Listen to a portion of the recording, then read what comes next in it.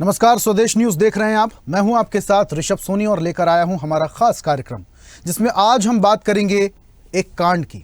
वो कांड जिसकी जांच की आंच अब राजनीतिक गलियारों में भी देखने को मिल रही है।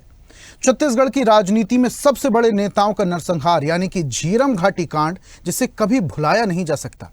घटना को आज 12 साल बीत चुके हैं, लेकिन जांच की आंच आज भी राजनीति के बीच दफन है। आज सुबह से जारी मुठभेड़ में सुरक्षा बलों के जवानों ने झीरम घाटी कांड के मास्टरमाइंड को मार गिराया, जिसके बाद फिर से मामला राजनीतिक गलियारों में चर्चा का विषय बन गया है। आपको बता दें कि छत्तीसगढ़ के इतिहास में सबसे बड़ी नक्सल घटना 25 मई 2013 का झीरम घाटी कांड थी, जिसमें कांग्रेस की पहली पंक्ति के नेताओं का नरसंहार हुआ था। इस घटना में छत्तीसगढ़ कांग्रेस के तत्कालीन अध्यक्ष नंद कुमार पटेल, विद्याचरण शुक्ल, उदय मुदलियार जैसे दिग्गज नेताओं को टारगेट कर मारा गया था। घटना में 27 कांग्रेस नेताओं समेत 32 लोगों की मौत हुई थी। इस घटना के बाद छत्तीसगढ़ की राजनीति में भूचाल आ गया था। सरकारें बदलती रहीं, लेकिन आज तक न इस मामले पर जांच हो पाई, न कुछ खुलासा हो पाया। इस घटना के पीड़ित और चश्मदीद न्याय को लेकर सिर्फ उम्मीद और आस लगाए बैठे हैं। इस बीच आज हुई मुठभेड़ में झीरम घाटी कांड का एक मास्टरमाइंड मारा गया। अब मामले पर एनआईए की टीम जांच तो कर रही है, लेकिन जांच की दिशा किस ओर जाएगी और कैसे खुलासा होगा, यह बड़ा सवाल बना हुआ है। मामले में केंद्रीय राज्य मंत्री तोखन साहू का कहना है कि देश के गृह मंत्री का संकल्प है 2026 तक नक्सल मुक्त देश और प्रदेश होगा, और इसी राह पर छत्तीसगढ़ भी नक्सल मुक्त प्रदेश बनेगा। साथ ही कहा कि आज झीरम घटना में शामिल बड़े कैडर के नक्सलियों को हमारे जवानों ने मौत के घाट उतार दिया है, लेकिन कांग्रेस पूरे घटनाक्रम में जांच की मांग कर रही है। हमारे प्रदेश में नक्सलवाद के साथ सरकार और हमारे सुरक्षा बल के जवान लड़ रहे हैं और सफलता भी मिल रही है। आज फिर झीरम घाटी क्षेत्र में मुझे जानकारी मिली है कि मुठभेड़ वहां जारी है और सफलता मिल रही है। तो मैं सुरक्षा बल के जवानों को फिर से नमन करता हूं, उनके साहस को नमन करता हूं, और जो माननीय गृह मंत्री अमित शाह जी का जो संकल्प है 31 मार्च 2026 तक नक्सलवाद को पूरे देश से समाप्त करना, हमको पूरा विश्वास है कि उनका संकल्प पूरा होगा। माननीय गृह मंत्री जी ने कहा है कि 2026 तक हमारा पूरा देश नक्सल मुक्त देश होगा, छत्तीसगढ़ भी नक्सल मुक्त प्रदेश बनेगा, और एक बड़ी कार्रवाई हमारे जवानों के द्वारा किया जा रहा है, और 31 मार्च 2026 तक हम नक्सल मुक्त हमारा देश होगा, और नक्सली इस प्रदेश के विकास में बाधक है। नक्सली समाप्त होना चाहिए। तो ये झीरम पर जो आज जानकारी मिली है, आज की जो उसका मास्टरमाइंड था वो मारा गया है, और इसी तरह से आज आवश्यकता है उस पूरे मामले की जांच की। ठीक है, एक मास्टरमाइंड के मारे जाने से मामला समाप्त नहीं हो जाता है कि आज उस पूरे कांड के संबंध में जो जांच की जानी चाहिए, उस जांच पर क्यों मौन है सरकार? उस जांच को क्यों नहीं करा रही है? उस जांच को आज इन्हें कराना चाहिए। इस तरह से लगातार हमारे प्रदेश में नक्सलवाद के साथ सरकार और हमारे सुरक्षा बल के जवान लड़ रहे हैं और सफलता भी मिल रही है। आज फिर तो लगातार हो रही मुठभेड़ से झीरम घाटी का जिन्न एक बार फिर से बोतल से बाहर आ गया है। इसकी जांच की मांग लगातार बढ़ती जा रही है। सरकार आश्वासन दे रही है कि मार्च 2026 तक लाल आतंक को पूरी तरीके से प्रदेश में खत्म कर दिया जाएगा, लेकिन बात सिर्फ यहां तक नहीं है। बात अब झीरम घाटी कांड की जांच को लेकर हो रही है। ज्यादा चर्चा करेंगे, हमारे साथ कुछ मेहमान जुड़ रहे हैं, आपका परिचय करा देते हैं। बीजेपी प्रवक्ता राजकुमार राठी जी हमारे साथ जुड़े हुए हैं। राठी साहब, बहुत बहुत स्वागत है आपका चर्चा में। और कांग्रेस का पक्ष रखने के लिए कांग्रेस प्रवक्ता अमित श्रीवास्तव भी हमारे साथ जुड़ रहे हैं। सर, आपका भी बहुत बहुत स्वागत है। और चर्चा की शुरुआत सबसे पहले बीजेपी प्रवक्ता राजकुमार राठी जी से। राठी साहब, सरकार अब आपकी है। लगातार ये कहा जाता रहा, आरोप भी कई बार लगाए गए, झीरम घाटी कांड को लेकर कई दावे और वादे भी किए गए, लेकिन अब तक जांच जस की तस है। इस जांच में क्या हुआ अब तक किसी को कुछ नहीं पता। मास्टरमाइंड आज ढेर हो गया, लेकिन ये तो अलग मुद्दा हो गया है। सरकार कह रही है कि हम नक्सल मुक्त छत्तीसगढ़ बनाएंगे, लेकिन झीरम घाटी कांड की जांच कहां तक पहुंची सर? देखिए ऋषभ जी, जब से प्रदेश में विष्णुदेव साय की भारतीय जनता पार्टी की सरकार बनी है, जिस प्रकार से डबल इंजन की सरकार अमित शाह जी लगातार बैठक ले रहे हैं, और बैठक होती है तो खाली छत्तीसगढ़ के अधिकारी नहीं, आंध्र प्रदेश, तेलंगाना, महाराष्ट्र, मध्य प्रदेश के शामिल होते हैं। और जिस प्रकार से कार्रवाई हो रही है, सप्ताह भर पूर्व भी आपने देखा 30 नक्सली मारे गए, अभी भी मुठभेड़ जारी है और झीरम का मास्टरमाइंड मारा गया है। मैं समझता हूँ जिस प्रकार से नक्सलवाद पूरे प्रदेश में सिमट रहा है, पूरे देश की बात करें ऋषभ जी, 126 जिले में नक्सलवाद की समस्या थी, अब वो सिमट कर 12 जिले में आ गई है। और देश की जनता जानती है ऋषभ जी, देश के तत्कालीन प्रधानमंत्री मनमोहन सिंह जी ने बयान दिया था कि नक्सलवाद देश की आंतरिक सुरक्षा के लिए खतरा है, लेकिन उन्होंने किया कुछ नहीं। इसी प्रकार से इंदिरा गांधी ने बयान दिया था, एक बार उनको हवाई जहाज की जगह ट्रेन से सफर करना पड़ा और ट्रैक के किनारे महिलाओं को जब सोच करते देखा तो इंदिरा जी का दूसरे दिन बाद बयान आया था। देश के लिए दुर्भाग्य की बात है, लेकिन उन्होंने किया कुछ नहीं। और आपको ये भी जानकारी ऋषभ जी, कांग्रेस के तत्कालीन प्रदेश अध्यक्ष जो बाद में मुख्यमंत्री भी बने, जेल में एक पर्ची रखते थे कि उनके पास जो झीरम घाटी जी की जो घटना हुई थी उनके नाम है कि लोगों ने घटना को अंजाम दिया है। वो मुख्यमंत्री भी बने भूपेश बघेल जी, लेकिन 5 साल में वो पर्ची उनकी जेब से निकले नहीं, 5 साल में कांग्रेस ने कोई जांच कराई नहीं। और इस प्रकार से मैं समझता हूँ कांग्रेस ने उस मामले को पेंडिंग में रखा, लेकिन जिस प्रकार से भारतीय जनता पार्टी की विष्णुदेव साय की सरकार और देश के केंद्रीय गृह मंत्री अमित शाह जी के मैं समझता हूँ ट्यूनिंग के कारण जिस प्रकार से प्रदेश में कार्रवाई हो रही है। लेकिन राठी साहब देखिए, नक्सलवाद को खत्म करना एक अलग बात हो गई, और जो इतना बड़ा कांड हुआ था, भले ही उसमें कांग्रेस नेताओं को मारा गया था, टारगेट कर मारा गया था, उस पर जांच करना तो आपकी सरकार की जिम्मेदारी होना चाहिए ना साहब। और रही बात सीडी की, आप बात कर रहे हैं कि भूपेश बघेल ने एक बयान दिया था कि इसमें जो लिप्त हैं उसको लेकर उनके पास सीडी है। सीडी अलग विषय है, अपने स्तर पर तो जांच की जानी चाहिए थी। निश्चित रूप से ऋषभ जी, सरकार मामले को संज्ञान में ले रही है और आप देख रहे भी प्रोग्रेस दिख रही है। एक सप्ताह पहले भी मैं कई चैनल में डिबेट में बैठा था, अमित श्रीवास्तव जी भी मेरे उसमें साथी प्रवक्ता के रूप में बैठे थे और 30 नक्सली मारे थे। और मैं समझता हूँ जिस प्रकार से अमित शाह जी की बैठक के बाद लगातार प्रदेश में नक्सलवाद को समाप्त करने के लिए हमारे सेवा के जवान लगे हुए हैं, प्रदेश जो है छत्तीसगढ़ प्रदेश शीघ्र जो है नक्सलवाद से मुक्त होगा। और हमारे देश के गृह मंत्री ने ये कमिट भी किया है, उनका संकल्प है कि मार्च 2026 पूरे देश से नक्सलवाद समाप्त होगा। तो मैं समझता हूँ छत्तीसगढ़ से नक्सलवाद मार्च 26 से। लेकिन झीरम घाटी कांड को लेकर पर्दा नहीं उठेगा, फिर से बताएंगे ऋषभ जी। राठी जी, आप बोल रहे हैं कि मार्च 2026 तक गृह मंत्री अमित शाह ने टारगेट दिया है, टारगेट को अचीव भी कर लेते हैं, लेकिन क्या झीरम घाटी कांड का पर्दा कभी नहीं उठेगा? देखिए, सरकार प्रयास कर रही है और जिस प्रकार से अभी 1.25 साल के हमारी सरकार बने हुआ है, बहुत समय तो हुआ नहीं है और 2 बार आचार संहिता लगी है, आपको मालूम है ऋषभ जी। भले लोकसभा का चुनाव हुआ तो मार्च से आचार संहिता लगी, 3 से 3.5 महीना आचार संहिता रही। अभी नगर निगम के चुनाव हुए, नगर पंचायत के चुनाव हुए, फिर आचार संहिता लगी। सरकार को काम करने के लिए बहुत समय नहीं मिला है ऋषभ जी। कहीं ना कहीं कांग्रेस को धैर्य रखने की आवश्यकता है। जिस प्रकार से प्रदेश से नक्सलवाद का सफाया हुआ है, उसी प्रकार से जांच होगी। भूपेश बघेल जी ने तो वो कागज कहीं बाहर निकाला नहीं। जब प्रदेश में भारतीय जनता पार्टी सरकार थी तो भूपेश बघेल जी कागज दिखाते थे। लेकिन राठी साहब, सरकार की तरफ से भी तो कुछ नाम उजागर हो जाएं। 5 साल मंत्री भी रहे राठी साहब, सरकार की तरफ से भी तो कुछ नाम उजागर हो जाएं। कौन लोग लिप्त थे, किस तरीके से झीरम घाटी कांड रचा गया था, कौन कौन लोग इसमें लिप्त थे, इस बात का भी तो खुलासा बहुत होना जरूरी है। राठी साहब, वापस से आऊंगा आपके पास। वो कागज कहाँ खो गया, इस बात की जानकारी तो अपने नेताओं। ठीक है राठी साहब, आऊंगा वापस से आपके पास। अमित जी का मैं रुख कर लेता हूं।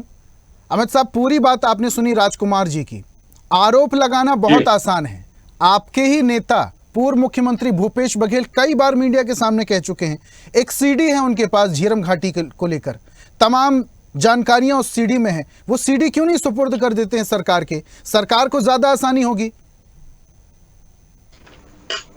देखिए ऋषभ जी, मैं राजकुमार राठी जी की पूरी बात को बड़ी शिद्दत से सुन रहा था और मुझे लगता है कि जब ये मैटर आता है तो हम लोग थोड़ा भावुक भी हो जाते हैं, क्योंकि आदरणीय नंद कुमार पटेल जी के साथ ही मैं रहता था और मेरे राजनीतिक गुरु विद्या भैया थे, तो निश्चित तौर पे हम लोग के लिए ये राजनीतिक विषय नहीं हो सकता। लेकिन कहते हैं ना, हमको उनसे है वफा की उम्मीद, जानते नहीं कि वफा क्या है। मेरी आवाज आ रही है ऋषभ जी आपको? बिल्कुल स्पष्ट तरीके से आ रही है सर जी, थैंक यू। देखिए, मैंने कहा ना कि हमको उनसे है वफा की उम्मीद, जो जानते नहीं वफा क्या है। बड़ी विनम्रता के साथ मैं राजकुमार राठी जी से कहना चाहता हूं कि अभी 4 दिन पूर्व ही देश के गृह मंत्री जी ने लोकसभा में जो डाटा दिया था, उसमें उन्होंने ये कहा था कि नक्सलवाद जो है वो राजनीतिक समस्या नहीं है। मैं आपको पॉइंट कोट कर देता हूँ। उन्होंने जो आंकड़े दिए थे, क्योंकि मैं लाइव वो देख रहा था, तो मुझे वो आंकड़े मैंने नोट किए थे। 1045 नक्सलियों ने आत्मसमर्पण किया है, 380 मारे गए हैं एक साल में, 2619 नक्सली कम हुए हैं, फाइनेंसरों को हमने खत्म किया है, नक्सलियों की हमने कमर तोड़ी है, हमने आदिवासियों को घर, स्कूल, स्वास्थ्य केंद्र दिया है और बजट को 150% बढ़ाया है। अब सिर्फ 12 जिलों में ही नक्सलवाद है। मैं आपको बता दूं कि लगातार जो 5 वर्षों पे हमारी सरकार थी, मैं इस पे राजनीति नहीं करना चाहता था, लेकिन चूंकि सम्मानित प्रवक्ता ने प्रश्न उठाया है तो मुझे जवाब देना मेरा दायित्व बनता है। मैं आपको बता दूं कि जिस प्रकार से उन्होंने कहा 31 मार्च 2026 तक लोकसभा में उन्होंने कहा था कि हम नक्सलवाद को खत्म कर देंगे और नक्सलवाद को समाप्त करना ही हमारा मकसद है, और हमने एक टारगेट सेट किया है कि 31 मार्च 2026 तक हम नक्सलवाद खत्म कर देंगे। मैं एक ही चीज कहना चाहता हूं बड़े सम्मान के साथ, देश के गृह मंत्री जी ने कहा है लोकसभा में, मैं टारगेट तो उन्होंने बहुत कुछ पहले भी भाजपा के लोगों ने सेट किया था, 2 करोड़ लोगों को रोजगार देने का, देश से उन्होंने कहा था कि हम नोटबंदी कर रहे हैं, अब आतंकवादी नक्सलवादी घटनाएं बंद हो जाएंगी। ऐसे लगातार फेरी लिस्ट है मेरे पास। अच्छा अमित जी, ये जो सरकार मुहिम चला रही है, अमित जी, लाल आतंक को खत्म करने के लिए, रेड कॉरिडोर को खत्म करने के लिए, न सिर्फ छत्तीसगढ़ में, बाकी के स्टेट में भी जहां पर ये नक्सलवाद है, उसे खत्म करने के लिए सरकार, चाहे राज्य की हो चाहे केंद्र की, जो कदम उठाए जा रहे हैं और जो कार्रवाइयां हो रही हैं, जो हमारे जवानों को सफलता मिल रही है, इसका समर्थन तो कांग्रेस पार्टी करती है ना? निश्चित तौर पे मैं अपने बहादुर जांबाज साथियों को, हमारे जो सुरक्षा बल के साथी हैं, मैं उन्हें नमन करता हूं, मैं उन्हें सलाम करता हूं। तो ये आंकड़ा भी सही है, 2619 के आसपास जितने भी नक्सली थे, इनमें से या तो कुछ मारे गए हैं, कुछ को गिरफ्तार कर लिया गया और कुछ ने आत्मसमर्पण कर दिया। ये एक बड़ा आंकड़ा है। बात झीरम घाटी कांड की भी होना चाहिए। सिर्फ आरोप लगाने से कुछ नहीं होगा साहब। आप बोल रहे हैं कि ये जो मुद्दा है ये आपके लिए भावुक कर देने वाला मुद्दा है, तो मुझे ऐसा लगता है कि इस पर विपक्ष को पूरा जोर लगाना चाहिए ताकि सरकार इस पर काम करे। अमित जी, देखिए, मैं आपको मैं उसी में आ रहा था। मैं आपको बताना चाहता हूं कि लगातार जब हमने सरकार से मांग की थी, जब भाजपा की सरकार थी, और हमने उस समय मांग की थी कि इसकी सीबीआई से जांच हो जाए, और मुझे याद है कि सरकार ने कहा था हम इसकी सीबीआई से जांच कराएंगे, और वो लेटर 2018 में आ गया था कि इससे सीबीआई से जांच नहीं कराएगी, उसे दबा के रखा गया। और हमारी सरकार जब आई तो हमने उसे संज्ञान में लिया, कई बार रिक्विजिशन भेजा गया कि वो फाइल दे दीजिए, हम जांच कराना चाहते हैं। हमने जो पीड़ित परिवार है उसे न्याय अभी तक नहीं मिला है। उन्होंने दरबार थाने में पुनः रिपोर्ट लिखी। अमित जी, माफ कीजिएगा, बड़े निवेदन के साथ मैं आपको रोकना चाह रहा हूं, लेकिन आपकी बात में विरोधाभास समझ में आता है। आप बोल रहे हैं कि हमने सीबीआई जांच की मांग उठाई थी, आपकी पार्टी के कुछ नेता और कांग्रेस पार्टी खुद ईडी और सीबीआई का विरोध करती है। ये कैसे संभव है साहब? विरोध कब करते हैं ये भी समझना पड़ेगा, क्योंकि इस देश में जिस प्रकार से पॉलिटिक्स ऑफ हैरेसमेंट चल रहा है, उत्पीड़न और विरोध की राजनीति चल रही है, और जिस प्रकार से डेमोक्रेसी का मर्डर किया जा रहा है, एक नहीं कई बार किया जा रहा है, एक प्रदेशों में नहीं कई प्रदेशों में हमने देखा है कि जिस प्रकार से इनका चाल चरित्र चेहरा रहा है। मैं फिर छत्तीसगढ़ पे, आप जिस झीरम घाटी की बात कर रहे हैं, मैं उस पर आता हूँ। क्या उस परिवार को न्याय नहीं मिलना चाहिए? आप छोड़ दीजिए राजनीति, कांग्रेस भाजपा सब छोड़ दीजिए, छत्तीसगढ़ के राजनीति के नाते आदरणीय नंद कुमार जी मेरे मित्र भी थे, मेरे बड़े भाई भी थे, मेरे राजनीतिक विद्या भैया उसमें थे, मेरे बहुत से साथी थे, वहां पर सुरक्षा बल के जवान भी थे। 32 लोगों की हत्या कर दी, निर्मम हत्या कर दी, और विश्व का ये सबसे बड़ा राजनीतिक नरसंहार साहब, अगर उस पर न्याय अभी तक नहीं मिला तो मुझे लगता है इसमें मुझे कुछ कहना है। तो अमित जी, भूपेश बघेल सीडी क्यों नहीं सौंप देते? सीडी का खुलासा क्यों नहीं कर देते? कहा ना कि इस मुद्दे पे मैं राजनीति पे नहीं जाना चाहता, लेकिन मैं कहते हैं कि डूब गए हैं लोग, कई डूब गए हैं लोग सब हैरानी में, जाने क्या बात कह दी रवानी में, और मुझको चुप रहने की आदत है, वरना मैं जानता हूं यहाँ पर कौन है कितने पानी में। और मैं नहीं कहना चाहता कि क्या उसमें राजनीति, मैं एक ही चीज चाहता हूँ, बड़ी विनम्रता के साथ राजकुमार राठी जी मेरे बड़े भाई हैं, आप सरकार तक ये बात पहुंचाइए कि जल्द से जल्द उस परिवार को न्याय मिले। मैं उसी में जा रहा था ऋषभ जी कि उस परिवार ने दरबा थाने में पुनः FIR की थी जब हमारी सरकार थी, और वो ही NIA वापस आ गई जो 2015 में कह चुकी थी इन्वेस्टिगेशन वाज कंप्लीटेड, और बकायदा लेटर में उन्होंने कहा था, और वही 2022 में फिर आ जाते हैं और कहते हैं ये केस हमको ट्रांसफर कर दीजिए, हाई कोर्ट में वो आवेदन लगाते हैं। मतलब अभी वो कह रहे हैं इन्वेस्टिगेशन वाज नॉट कंप्लीटेड, मतलब क्या आपकी वो पहली वाली बात को सही माना जाए कि इन्वेस्टिगेशन वाज कंप्लीटेड, या अभी वाली बात को माना जाए कि इन्वेस्टिगेशन वाज नॉट कंप्लीटेड? मैं एक ही चीज कहना चाहता हूं कि जीरम प्रतिक्रिया ले लेते हैं राठी साहब से। अमित जी, राठी साहब से प्रतिक्रिया ले लेते हैं। राठी जी, पूरी बात आपने सुनी। Investigation is not completed, investigation is completed. जरा मुझे ये बताइए, सरकार अगर झीरम घाटी कांड को लेकर पूरी तरीके से संजीदगी से काम कर रही है और इस पर अगर फोकस कर रही, सीरियस है, भूपेश बघेल से सीडी सरकार ले क्यों नहीं लेती, जानकारी ले क्यों नहीं लेती? देखिए ऋषभ जी, अभी साथी प्रवक्ता बात कर रहे थे कि चुप रहने बेटा है। मुझे लगता है कि उनको भी अपनी नौकरी खतरे में आ रही है अगर कुछ बोलेंगे तो। आपको मालूम है ऋषभ जी, प्रदेश में 5 साल कांग्रेस सरकार रही। करना नहीं पसंद, अपनी बात अगर कहने का मुझे अवसर सुन लीजिए अमित जी, सुन लीजिए। कांग्रेस में यही कमी है, कांग्रेस में यही कमी है। आप बोल रहे थे, मैं चुपचाप सुन रहा था। आप गलत आरोप लगाइए ना। मैं किसी की नौकरी नहीं कर रहा हूँ, मैं संगठन का व्यक्ति हूँ, मैं किसी का नौकर। बोलने की अगर आपकी क्षमता है, सुनने का साहस होना चाहिए। आप जब गलत बात मत करिए, मैं गलत बात नहीं करता, इसलिए आप सुनते हैं। सुनने का साहस होना चाहिए, कांग्रेस में यही कमी है। मैं ऋषभ जी बता रहा था कि 5 साल प्रदेश में कांग्रेस की भूपेश बघेल की सरकार रही और प्रदेश में सीबीआई को आने से अगर किसी ने रोका तो भूपेश बघेल की कांग्रेस सरकार ने रोका। किसी भी मामले में इन्होंने सीबीआई जांच की अनुशंसा नहीं की। और ऋषभ जी, आपको मालूम है, केंद्र सरकार तभी सीबीआई जांच का आदेश देती है जब प्रदेश का मुख्यमंत्री जांच की अनुशंसा करता है, तभी केंद्र सरकार। तो राठी साहब, अब तो डबल इंजन की सरकार है, अब तो राज्य में भी बीजेपी के मुख्यमंत्री हैं और केंद्र में भी बीजेपी की सरकार है। अगर दोनों मिलकर काम करेंगे तो ये जो कांड हुआ था, इससे बहुत जल्दी पर्दाफाश हो जाएगा, बहुत जल्दी खुलासा होगा। रही बात अगर सीडी की बात, तो सीडी से बहुत सारे सबूत मिल सकते हैं, इस पर भी सरकार को काम करना चाहिए। ये राजनीति से अलग विषय है साहब, इस पर राजनीति नहीं होना चाहिए। और अगर खुलासा होना होगा तो बहुत जल्दी सरकार अगर संजीदगी के साथ काम करेगी तो खुलासा भी हो जाएगा। बहुत बहुत शुक्रिया हमारे साथ जुड़ने के लिए, राजकुमार जी और अमित जी, दोनों मेहमानों का हमारे साथ जुड़ने के लिए और अपने तर्क रखने के लिए, चर्चा में शामिल होने के लिए बहुत बहुत शुक्रिया।